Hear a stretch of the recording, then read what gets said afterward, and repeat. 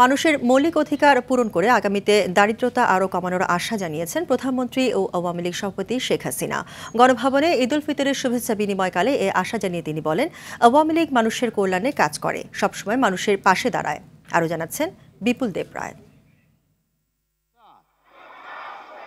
ঈদ উল ফিতরের শুভেচ্ছা। পবিত্র ঈদ উল ফিতর উপলক্ষে গণভবনে দলীয় নেতাকর্মী, বিচারক ও বিদেশি কূটনৈতিক সহ সর্বস্তরের জনগণের সঙ্গে শুভেচ্ছা বিনিময় করেন প্রধানমন্ত্রী ও আওয়ামী লীগ সভাপতি শেখ হাসিনা। ছোট বোন শেখ রেহানাকে সঙ্গে নিয়ে শুভেচ্ছা বিনিময় করেন সরকার প্রধান। ঈদ মোবারক। শুভেচ্ছা বিনিময়ের পর সবার জীবনে সুখ, শান্তি ও অনাবিল আনন্দের প্রত্যাশা জানান বঙ্গবন্ধু কন্যা।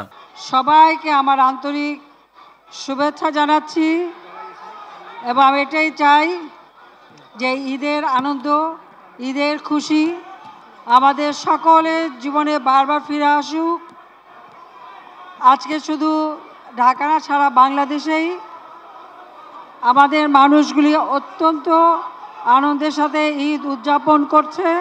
মানুষের মৌলিক অধিকার পূরণ সহ দেশে দারিদ্র্য কমিয়ে আনার কথা বলেন শেখ হাসিনা। যেটুকু দারিদ্র্য রয়েছে আমরা ইনশাল্লাহ আগামীতে মানুষের অন্ন, বস্ত্র, বাসস্থান, চিকিৎসা, শিক্ষার ব্যবস্থা করতে পারবো, সেটাই আমাদের প্রতিজ্ঞা।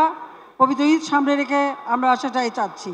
এদিকে ঈদ উপলক্ষে মুক্তিযোদ্ধা পুনর্বাসন কেন্দ্রে যুদ্ধাহত মুক্তিযোদ্ধা ও শহীদ মুক্তিযোদ্ধা পরিবারের মাঝে প্রধানমন্ত্রীর ঈদ শুভেচ্ছা পৌঁছে দেওয়া হয়। এই সময় প্রধানমন্ত্রীর সহকারী একান্ত সচিব গাজী হাফিজুর রহমান লিকু, উপ প্রেস সচিব হাসান জাহিদ তুষার, সহকারী প্রেস সচিব ABM সরোয়ার আলম সরকার উপস্থিত ছিলেন। বিপুল দেব রায়, RTV, ঢাকা।